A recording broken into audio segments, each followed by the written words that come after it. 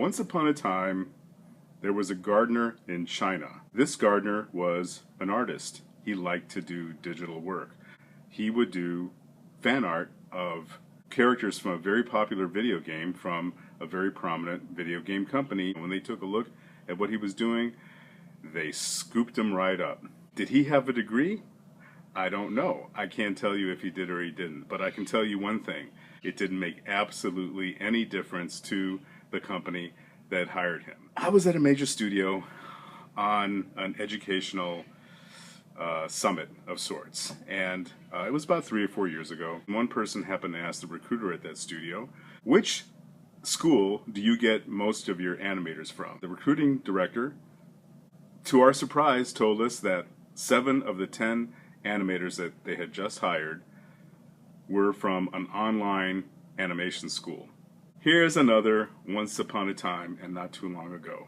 There is an artist working in the animation business at the absolute highest level of the industry. That artist was a political science major. Is a degree imperative if you want to break into an animation studio, let's say a major animation studio? It may be. Certainly, a training program of some kind is something that you would get yourself involved with.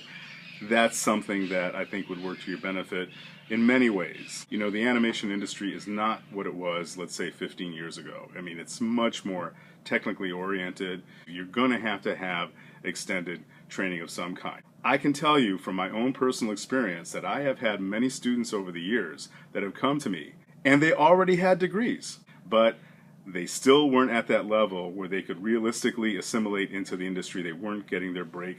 Their work wasn't at that level quite yet. So after spending some time with me, now they're like, man, you know, just untouchable. They're doing so well.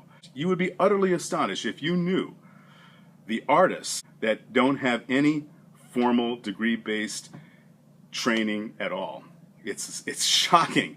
Some of these artists, not that they're self-taught, it's just that they learned in alternative ways. And they went on to not only great success, they literally changed the industry. They changed animation forever. Something else you might want to ask yourself, especially if you're getting ready or you're considering to get into a university or a degree granting program that is, you know, like mucho this.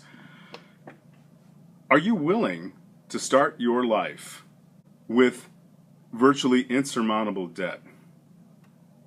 Do you know how this is going to affect you? Have you sat down and thought about it? So there's lots of alternative ways of developing your art skills, developing your skills to the point where, you know, you can, you know, have a fantastic career, having fun, and doing what it is that you love to do with your creativity. It's not your degree in and of itself that's going to get you your break.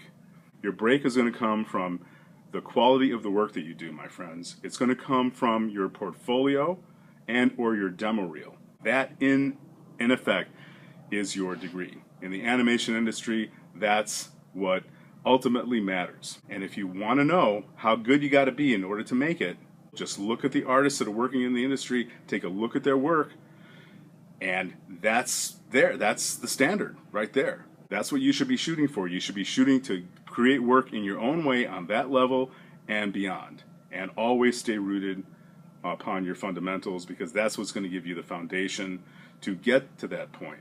I hope you found this video helpful. Thank you for watching. Please subscribe to the Animation Academy's YouTube channel, and we'll see you next time.